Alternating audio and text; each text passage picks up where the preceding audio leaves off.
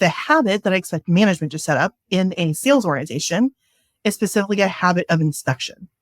Are you looking at all your deals? Are you setting up POCs correctly? Are you, thinking about what is your discounting policy? And is there one rep who discounts more or less than anyone else? But the reason I call it habits is as soon as you leave the sales organization, that habit basically becomes touch points.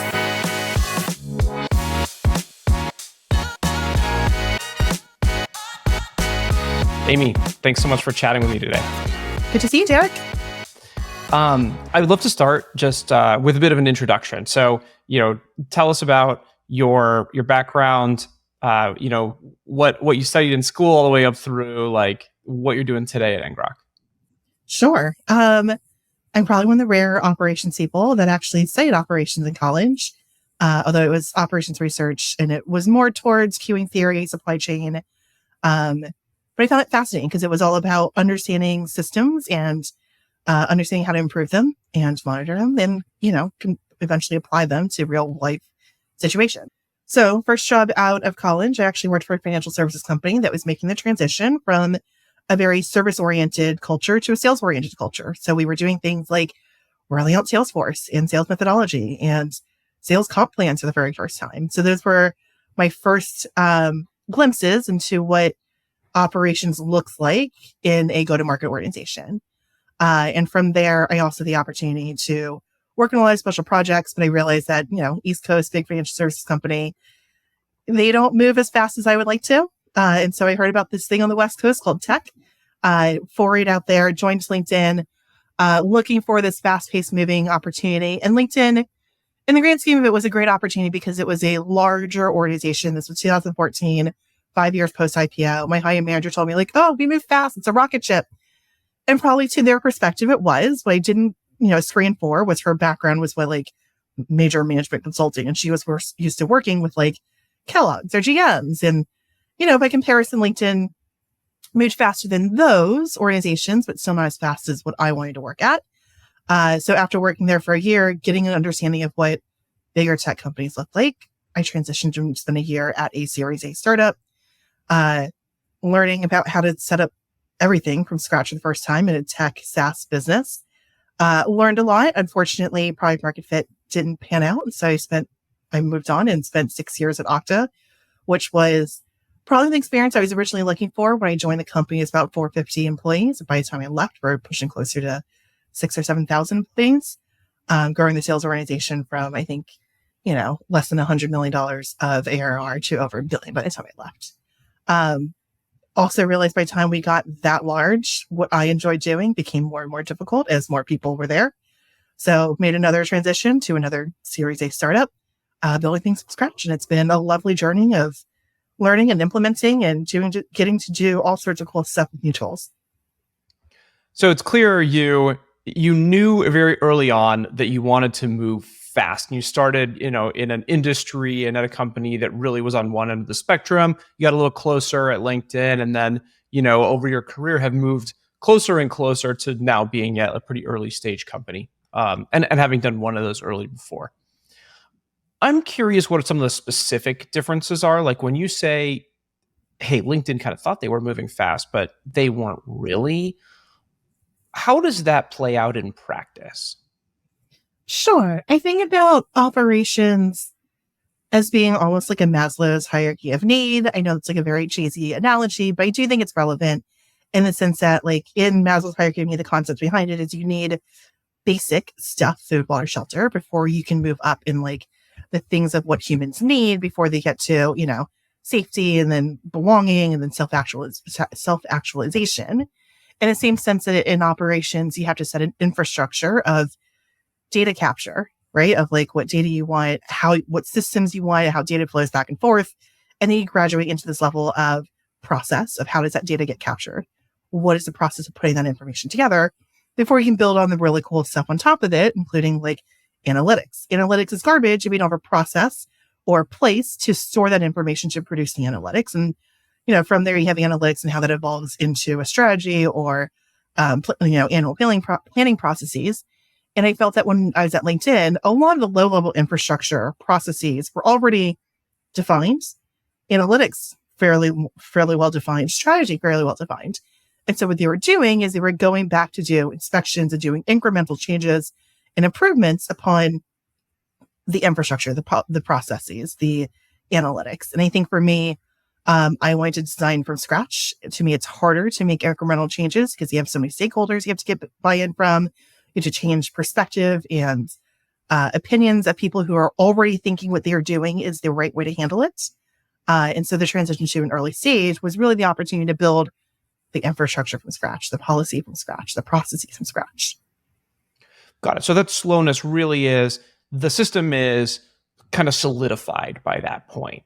Yeah. There's not a lot that's going to change about the way that LinkedIn sells or the way that they measure it, the way that the goals are set up or anything. It's going to be incremental changes, but even those, it sounds like we're okay. Let's go all the way back to the beginning, see how this fits in with the way that we collect data, all the way up through analytics. But that was a very time-consuming process just because of how solidified the existing systems were and how many stakeholders there were and how sort of politically fraught it was to make changes. That's exactly right. What do you think could have made that faster? Or like if I were at a big company trying to act a little bit more like a startup, how would you advise that I do that?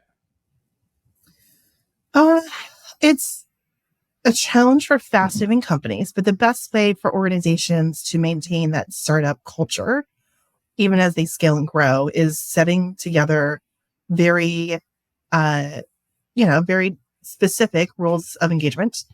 I think about frameworks in which you decide ownership of different pieces, as well as how things and a cadence for how things are reviewed and inspected and improved upon. I think documentation is so important because that foundational layer of thought processes, intent needs to get captured, as well as then the tactical methodologies of how things are captured or changed or stored or information shared one way to another. I'm curious how that evolved at Okta during your time there. Just because you started at in the hundreds of employees and ended up in the thousands and a substantially different revenue scale. What were the kind of phases that the organization went through? What were some of the milestones for the company and for the RevOps team? Growth and expansion of organizations is always tough. There is a interesting framework that I don't actually know the name of, but it's a concept of 2x2 where on one axis, you may have the concept of knowledge. Do you know what you're doing? Do you not know what you're doing? And on the other axis is the concept of competency. Can you do it? And do you know how to do it? Right. And many organizations start off at that, don't know what I'm doing, cannot do it. And you move into this second place where you know what you need to do, don't know how to do it. Then you develop the skill sets and the processes and the infrastructure to go do that thing, right? So you know what you need to do and you can do it. And you eventually fall into this last bucket that is, you know what you need to do, but you don't know what you're doing because you are so competent and so capable that it's hard for you to articulate what's going on. And I find that many organizations, when there's people turnover, everything that falls in the fourth bucket disappears. And so it's really incumbent upon leadership, management, even ops people to hold themselves accountable before anything reaches that box 4, that it gets written down, described. And quite honestly, I think it is easier said than done. Every time you see, turnover in an org, I expect it to actually backfill with 2 people because the person who's already working on it probably was taking shortcuts, knew how to get things done in a way that maybe doesn't scale as we continue to grow. And so you expect 2 people to kind of take apart what that is, one to fully understand and document it to keep the status quo running, and a second person to propose changes to it based off of their other skill sets. You're touching on something I think is really interesting because I was curious about the milestones of the business and the team, thinking that the direction you would go would be more like around the number of reps and like the places where the processes break. But it sounds like the milestones can be measured in some way just by personnel on the team and who's coming through. And one of the things that I've observed is just that when a new leader comes in particular, they might have a new way of doing things. They might want to replace some software, right? There's a lot of change that they might bring on because they believe it's necessary, but also to some degree to make their mark, right? And it sounds like what you're saying too is there's a lot of information that can get lost because of, people are just so so expert at what they do that they're just moving fast and not necessarily writing things down. So I'm curious what you think about that notion of like, well, in some way you could mark the milestones based on the personnel and not just the evolution of the company. I think there's absolutely aspects where you would map it by personnel, right? The more personnel that implies complexity, and you need different people to manage that level of complexity. But I also think that that comes from change in the external organization. Most times when you think about a lot of tech companies, those companies grow faster than the people who own those roles today can grow in their own careers. I think there are exceptions. I would like to think of myself as one of those exceptions where, I grew with one company for 6 years and grew with Okta for 6 or 7 years as well. But I think so much of it is being humble and understanding what is happening around you, accepting that change. And I think of it still as when you set those base layers in the Maslow's hierarchy of infrastructure and process, someone needs to maintain it. And as you bring on more salespeople or more marketers or more success people, you're likely going through the conversation of segmentation, right? Or different job functions. You might be thinking about demand gen separately than you would field marketing or account-based marketing, or you might think about your online revenue different from your sales-led revenue. And those become complexities that one person who's managing the infrastructure now has this whole other set of infrastructure to understand as well. And I think those bifurcations tend to be less number of people in seat, so much as the strategy of the company and the business. When one wins out to prove itself to be useful through defining processes and understanding what's doing well, what's not working well through your analytics and planning, you go back and make those bifurcations to create that complexity. And often it will come with hiring additional people. But I think that leading factor is really changes in the way the company wants to grow and the direction it wants to go. I want to talk about something that's related to scaling within businesses and something I know is near and dear to your heart, which is this notion of habits. So, you and I have spoken before about forming and maintaining good habits. And I guess my first question is, how is that different from process? Because we think about sales process in particular and having a tight sales process that is well defined and appropriate for the business. What's the difference between a process and habits?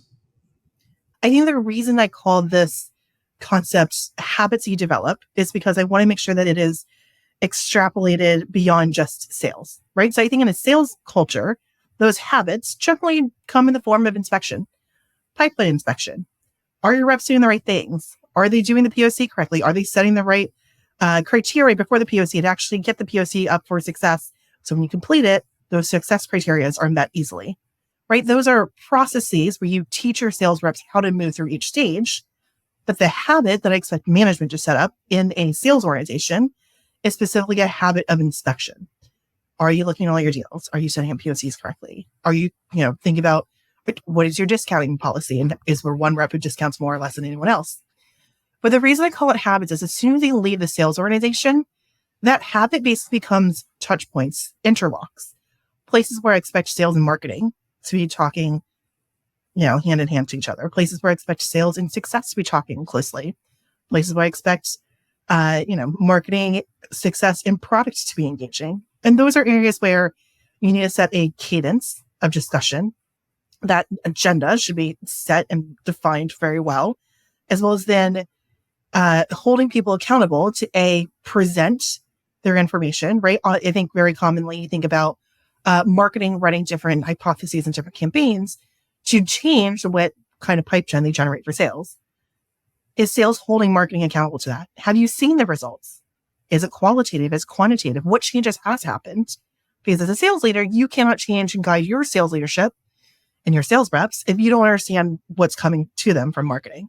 So that to me is a cadence, and the habit becomes having that regular touch point. It's inspection to some degree, but I think of it more as like a habit for developing accountability. Just like on the flip side of that, right, is marketing holding sales accountable of, hey, I'm giving you these leads. You need to process them with the same methodology and same process so that I can actually have the analytics that make sense. So they may also hold sales accountable by doing their own inspection of which BDR, ADR, SDR, whatever you want to call them, is converting more, converting less, or not meeting SLAs or meeting SLAs. And they need to also have that conversation to make sure data is accurate so they can report things back to sales. It's a give get. It's a relationship. It's that interlock. And it's really the habit of that discussion that's important. As you say this, I'm thinking about my 4-year-old daughter, who, one habit that is important for her is brushing her teeth before she goes to bed. It's a habit that is difficult to enforce for us, and maybe it takes external motivation to get her to do it. Until my wife made a little checklist, almost looks like an advent calendar for when she goes to bed, so that she can check off, get my PJs, take a bath, get PJs on, brush teeth is on there. And there are a couple other items before turning out the lights and going to bed.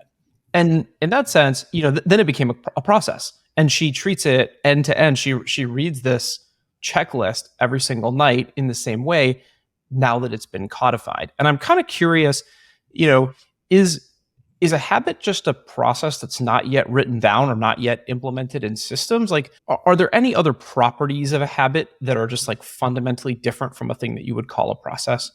Your previous process could have just been asking your daughter, did you brush your teeth?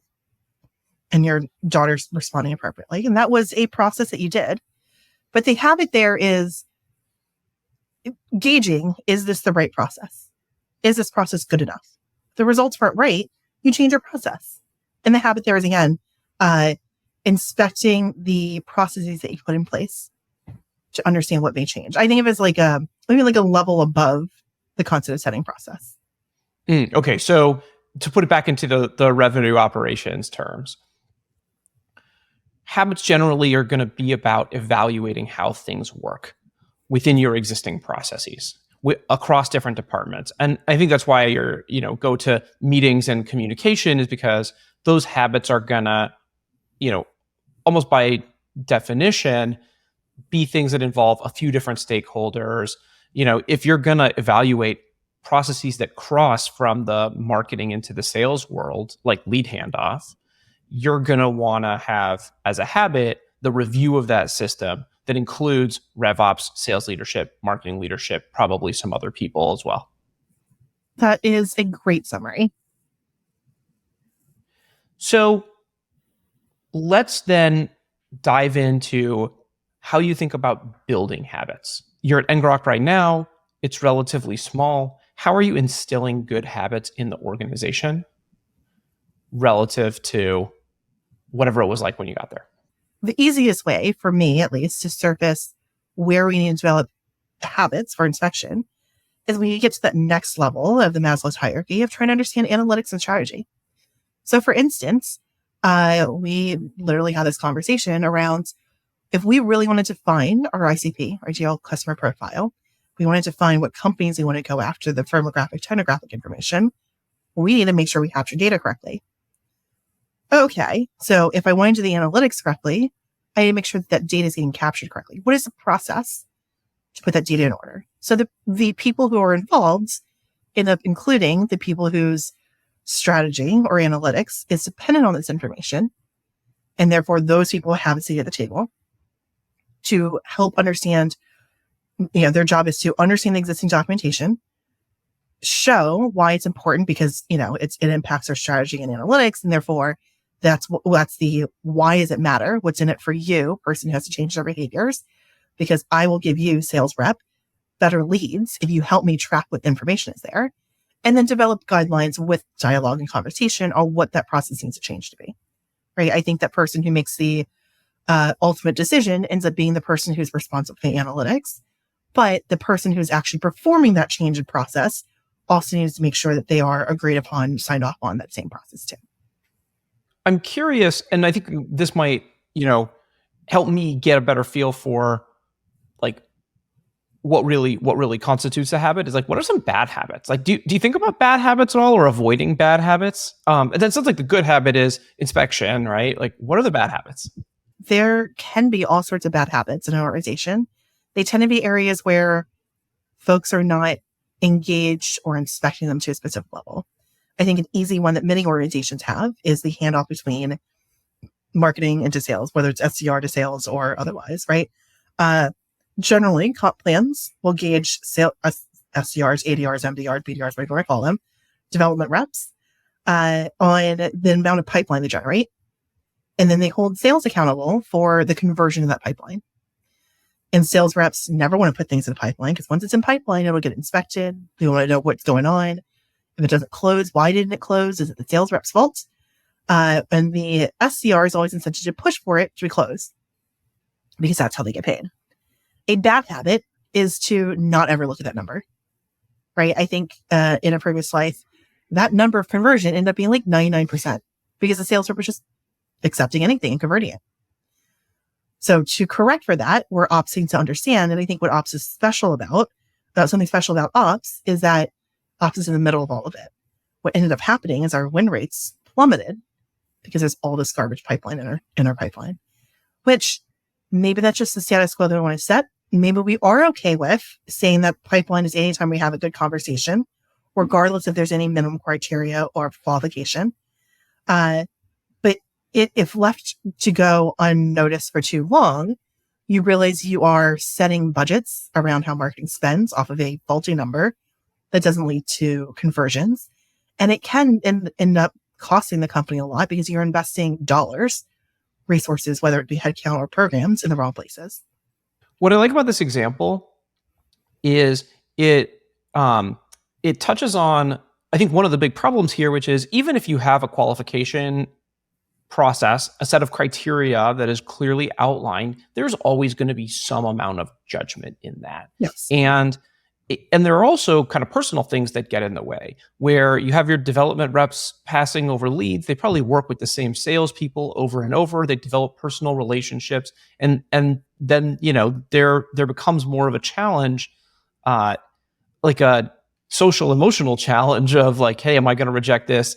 People feel bad rejecting the things that are brought to them by the SDRs, and that I think you can either have good or bad habits around that. Absolutely. Absolutely. And I think those relationships, I mean, even take it into like a colloquial definition of a habit. How do you manage your daughter? You don't give in to every request that she has, right? Just like a sales rep should never give in to every single thing that an SDR gives them. You coach them. You give them guidelines. You tell them like, hey, here's how I could have liked this better. Along the same things that you would read in like parity handbooks also apply to management. And it's not just your directs that you're managing, but also your ecosystem, the people that you work with as well. Yeah, I'm thankful that most of the sales reps I work with are more reasonable than my 4-year-old.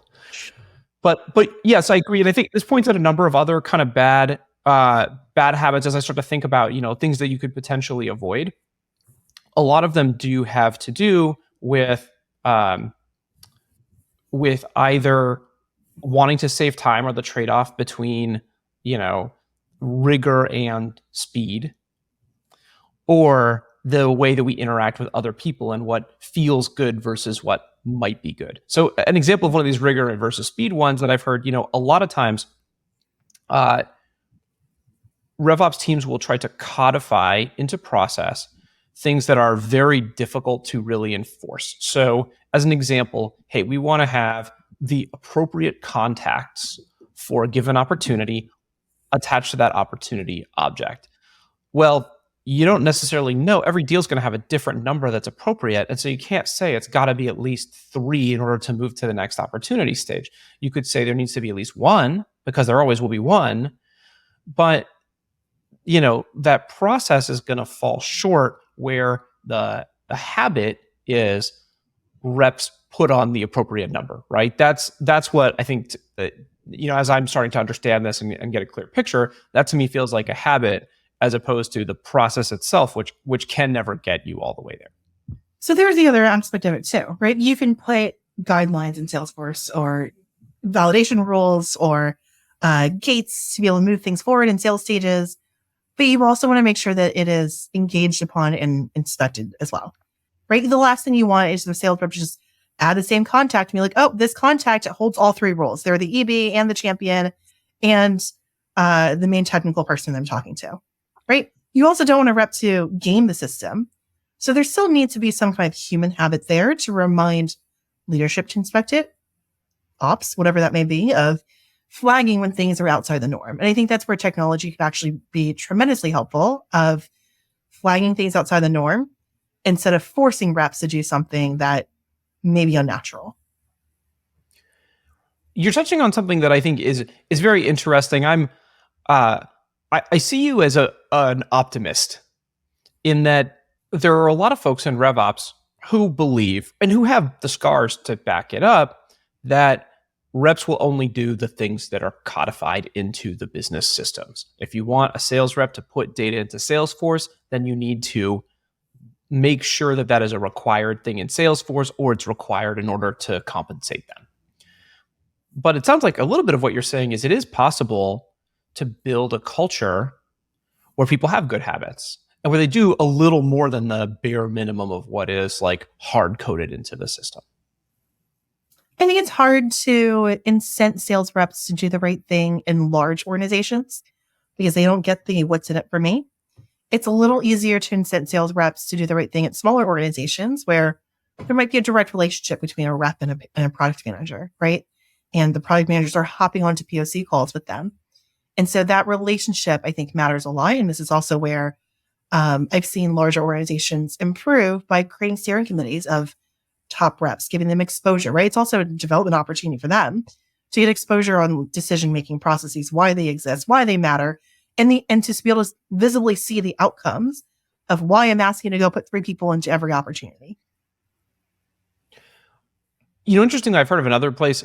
I understand the notion that, like, okay, at a bigger company, you're a little bit more removed from what's in it for me. I think the exception might be in enterprise sales, where you are team selling, and there's more than Sure. one person involved. Where or maybe that is the what's in it for me, right? Is that bigger companies where you might have a focus on larger accounts? Those accounts require more people to work them, and in order to do that effectively, you have to communicate as a team, which means writing stuff down and coordinating. It means having some good habits, I would think. It's good habits. And I think the incentive that ops needs to put in there is that we can help you automate it, right? Because the best reps will go, great, I'm going to create a Google Doc. I'll write everything down there. Everyone's going to have access to the Google Doc. Well, guess what? I can't automate anything out of a Google Doc. I mean, I guess I could if it were a Google Sheet, but chances are I can't get standardizations out of it. And so as ops, what we need to think about is, what does that cadence look like? What does that process look like, right? Again, it goes back to, you have the infrastructure. What's the process you're trying to drive? And what automation can I build into the infrastructure to incent people to come back to Salesforce, just throw that information there? Whether it's like, hey, if you put, if you fill out these other fields in Salesforce, we will kick off special marketing campaigns, or they will receive, some kind of special offer for a free trial for a product, right? Those are ways that you can incent salespeople to use the system for their own benefit without them having to follow and track all the things. Like, hey, person who's automating, who's giving out free trials, did you give this person a free trial? That person doesn't want to, no rep wants to follow up with someone else internally like that. And that person doesn't want this response to be there. Automate it, put it in a system. Sales, the answer is go look in Salesforce. So distilling that down, it sounds like the way to build effective or good habits among salespeople is, especially when it comes to data entry, which is like I mean, let's face it, probably the number one place where bad habits develop, right? Or people don't want to do the good thing because it feels tedious. The way to do it is to engineer in the what's in it for them in all of those cases, right? They put in something and they immediately get something back in the form of automation or whatever it may be. Absolutely. And I think it's automation for sales reps, for them to want to add things, is important because it, A, makes them do it timely, and B, it helps create insights faster, right? If you wait until the end of every quarter to ask every rep to go update the previous opportunities, guess what? I can't make changes mid-quarter. And every sales rep wants to move faster and to be able to close more deals sooner. And so even that becomes an incentive for them as well. There's another challenge with that too, which is if opportunity stages, I think, when I talk to RevOps leaders, basically all I do is talk to RevOps leaders, and they tell me the same thing over and over, which is, we don't have great data on how fast we move through different stages of opportunities because there's nothing forcing reps to move on to the next stage right when that happens at that very moment. And so to be able to go back later and understand, okay, well, where do we get stuck in the process is a really difficult thing to do. And I imagine that's the sort of thing where it does have to come down to habit. It'd be very difficult to engineer a process into Salesforce that really makes sure that opportunities move from one stage to the next in the most timely manner. Absolutely. And that's where I think we depend on those habits around sales inspection. So that sales managers know where things are, and they should be also incented to move things along, to be able to accurately run forecasts, right? The more senior you are in sales leadership, the more you understand that your sales forecast impacts the ability of how many reps you get to hire next year. Right? A sales forecast at the end of the day is just telling finance how much revenue you're going to get for finance to reallocate those funds back into the business. And so more senior levels of sales should understand and respect that. It just is a function of how they hold their teams accountable. And so I think the habits part for me is, one, what are you doing to understand about your own business? But two, also creating accountability for other people in the business too. I'm glad you went to leadership on this, because it does seem like the first place that you would look to drive good habits, right? Leaders who are particularly disciplined, who engage with their teams on a regular basis, engage with their peers on a regular basis around things like deal review, around reviewing whether processes are working. They're going to drive those good habits partially by example and partially by what they say in those meetings. I'm curious if there are things that ways to develop good habits as an organization that can come from other individuals, people who are not necessarily in leadership. I think RevOps is kind of a special place because not only do we affect a lot of change by managing the infrastructure, the processes, the analytics, the strategy that comes out of it, we also are the people who get to talk to many parts of the organization. In some ways, I've always joked that I am both my head of sales as ops person. I'm also their therapist. I'm also their friend. I'm also their person that they vent to. And that venting can be useful because ops is uniquely positioned to actually understand ways to solve it, or ways to get people together, or ways to traverse it. I think that ops people regularly get exposure to other parts of the business that even a sales leader may not get exposure to. I think about mid-level salespeople probably don't ever get to talk to your head of demand gen, or ever get to talk to, their CMO on a regular basis, but an ops person actually might. And so I think part of it is understanding how things can be glued together appropriately and well worded. So you're not, airing dirty laundry out, but identifying opportunities for improvement across business units, because ops does become that glue that crosses those organizations. And let's be honest, every leader even has their things that they are good at. No sales leader I've ever worked at is great at big deal selling, great at understanding how Salesforce works, and great at doing deals, and great at managing all sorts of people, and great at rolling out enablement, and understand the product fully. Right? Then it's impossible for someone to be that good. Therefore, ops basically picks up the parts that are, maybe are the areas that their sales leader wants to improve upon, to bring it to other parts of the business, whether it be the business acumen or the relationship that they understand how marketing works for them, or the marketing strategy behind it. I think it's incredibly, there's a lot of opportunity to identify that and even make small improvements. Small improvements become bigger improvements and have a resounding impact on the way that data is captured in analytics. In fact, I think that when I tend to interview junior ops people, one of the things I always ask them is, in your current role, I know you're in a different role, even people who don't work in ops and work in an SDR capacity who want to move into ops. One of the things I always ask them is, tell me about a time where you made a difference in your own function as it is today. Because every process, especially in tech that's changing and growing, needs to evolve constantly. If you don't evolve, you're going to be left behind. All this AI stuff, my CRO right now says, if you're not using the AI right now, you're going to be left behind. So even as an entry-level sales rep or a campaign manager in marketing, every one of these people can create some kind of improvements. The question is, can they identify it? Can they figure out how to prioritize it? And can they navigate an organization to augment that kind of standardization or template or process to get adopted by other people in the organization? You can do that as a entry-level ops person. You can do it as an entry-level success support, technical support person as well. Sounds like what you're saying is, it doesn't matter what role you have in the organization, you can help enforce good habits by leading by example. And that good examples of good habits will surface because they'll generate better outcomes, right? Those things will surface and they will make their way out to their peers by virtue of people will look at them and say, okay, this is great. This makes sense to me. We should do it this way.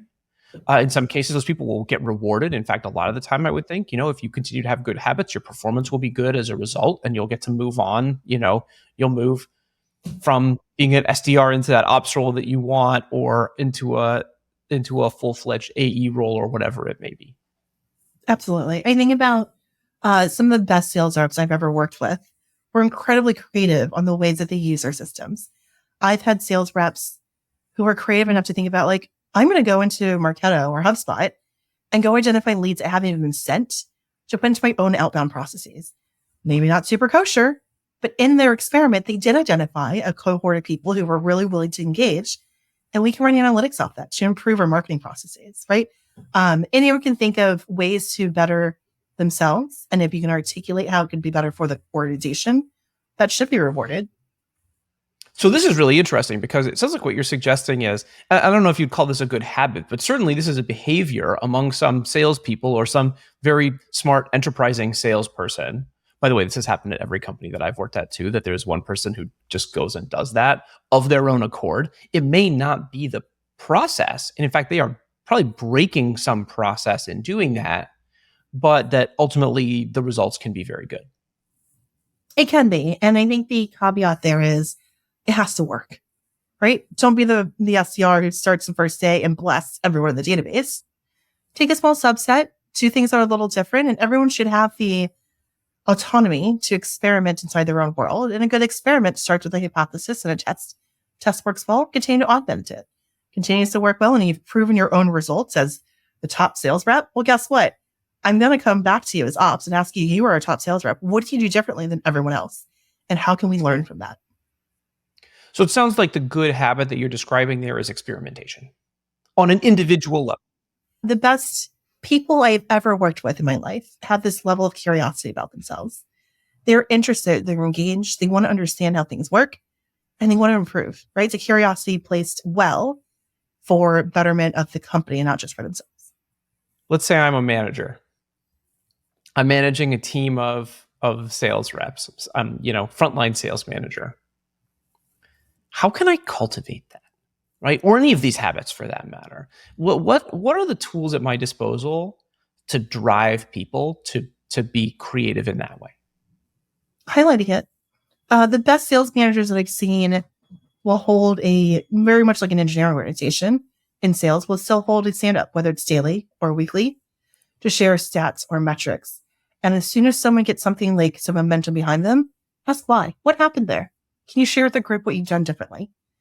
And building that culture around asking why. Amazon talks about the 3 whys. Why, why did you get 5 opportunities this week when everyone else was only gotten 2? Why did you try that experiment? Why did you think that would work well? Great. Now we're talking about the core underlying foundations of why the sales rep had this curiosity that they went chase down to do something different. And engaging that conversation of regularly, and building the habit of regularly talking about what's working, what's not working is important. And it actually helps organizations tremendously. Yeah, this sounds to me even like a refinement of the earlier habit you were talking about, of just inspecting everything and doing really good deal reviews. I think a lot of folks, especially reps, come to deal review in a little bit of a defensive mode, right? Like their work is being scrutinized in front of other people, and that can be intimidating. But at the same time, right, as a manager, the thing you can do to drive good habits is to highlight and reward the things that seem to be doing, even if they are a little bit off of the normal processes, right? So your job is not just to figure out where all of the missing pieces are in each rep's sales pipeline. It's really to figure out where the pieces are whole. And in fact, I, in my experience now, running companies, I found that it is good to solve problems, and there are some problems that absolutely need to get solved. But better yet is figuring out what you do really well and doing more of it. And so that might, at least as I'm hearing you, that seems like an important part of this habit is not just like understanding where the holes are and patching them over. It is understanding what's working so that you can go and codify that into processes later that all of the reps can reproduce. Absolutely. I think there's the Japanese concept of Kaizen, constant improvement, constantly identifying those areas of improvement. And I think even in the ops world, as you think about larger organizations, ops people tend to want to plug holes to make sure things don't fall through the cracks. But when you think about the impact to a business, okay, so your close rate's a difference between 1 percentage point because you got the sales reps to create opportunities better. What is the impact to the business? The impact to the business of having the right close rate, kind of small. You might change a little bit of investment, but what's more meaningful is if you can help the sales reps actually identify millions of dollars of pipeline more, right? Because that's going to be new revenue to the company. And so you think about setting the mindset around growth, around identifying growth opportunities, and not just being that ops person who's curmudgeonly and making everyone force things into Salesforce, just to make sure that all the data is perfect. Because perfection also doesn't always give you that much better results. So this gets at habits of ops people specifically, because a lot of this we talked about as habits of a revenue organization. But I'm curious what you think of as some of the good and bad habits that you've seen among ops folks. I've worked with a lot of ops people, some of whom I never want to work with again, and some of whom I would love to work with again. And the characteristics of the folks that I've loved working with are ops people who have a sense of why they're doing what they're doing, as well as an enjoyment out of it, right? I have met people who never want to talk to anyone else. They just want to manage systems, but they really enjoy the systems and they get enjoyment out of working through API limits to ensure that they actually meet the Salesforce criteria so they don't overload the system. And that's fine, right? And to your point of figure out the thing that you really enjoy and go pursue that and be really good at it is important. As the ops leader, you need to understand what all of those strengths are to figure out where the gaps are and either fill that gap yourself, or if it's a gap that you also don't, a gap that you don't really understand or, can support, finding someone else to help fill that gap for that specific reason. And it's interesting because I think about ops people who I've enjoyed working with because of my own personality. I think the best ops people that I enjoy working with tend to be the ones that actually want to build a relationship with sales. I will be honest. I have every single sales manager that I have worked with in the last 10 years stored in my phone. I text a lot of them regularly because they're legitimately interesting people with a very interesting perspective than what I have. And it helps me learn and grow. Right. So again, if I set the tone of I enjoy my job because it actually puts me at the intersection of a lot of problems to build relationships with people to make their lives better. That's what I enjoy. So the people I enjoy working with tend to be that same category of people. But the underlying theme of it is really that those people are doing something they really enjoy and want to continue to build upon. Yeah, it sounds like if you were to summarize that into like a name for the habit, it would be the asking why, right? Like you said, that the asking the repetitive, like, okay, well, I want to know more about this, and then, okay, tell me more about that. Like just the curiosity and the learning about not just the ops world, but other parts of the organization, of the business at large. Absolutely. I think the best characteristics of folks who are in ops have to be some level of curiosity. They want to do beyond just their basic fill out the box, put workflows in a system, complete a ticket. And they also have to have some interest of like delightfulness and resilience of wanting to continue to do it more, right? There's a lot of resilience of one sales manager says they want to do X, the next sales manager wants to do Y, the third sales manager wants to do Z, and your job as ops is to figure out what of those three X, Y, and Z you want to do. And that takes a lot of resilience and a lot of determination. And it comes back to you get that resilience and determination if you actually do what you love, because it's something that you enjoy understanding and working through. So this strikes me as universal, that it's applicable wherever you are. It doesn't matter what business you work at. Processes are a little different, where the process that works at LinkedIn is not necessarily going to work at a tiny startup. In fact, you probably couldn't even run it. So I'm curious if there are habits that are not universal, where they are, specific to a particular flavor in an industry, size of company, whatever it may be. Or if habits really are universal and that there are just sort of like a set of general good habits that people should follow in ops or sales or marketing roles. I think that every role has their set of habits in every company. But depending on the company structure, that specific way of how you approach those habits may be different.